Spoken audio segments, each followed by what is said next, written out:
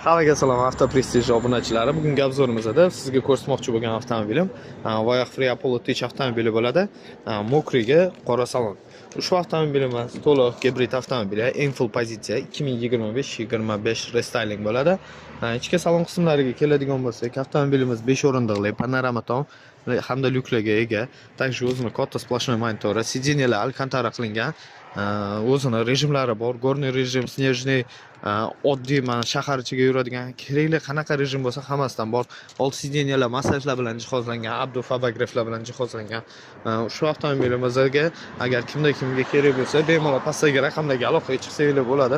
Yana bitta o'zini zo'r fichkasi, mana oyoqni shunday tagidan o'tkazsangiz, orqa qismdan bagaj o'zi avtomatik ochiladi. Shu avtomobilimizda komplektida qaranglar do'stlar, 3 yil garantiya, o'zini zavodskiy yostiqchalari hamda o'zini zavodskiy 3 xil atri bo'ladi. И Voyage original zaryadchigi bilan beriladi. Do'stlar, ushbu avtomobil kimga kerak bo'ladigan bo'lsa, bemalol pastdagi raqamlarga aloqaga chiqib kelsanglar bo'ladi. Nalichida avtomobillarimizdan bor.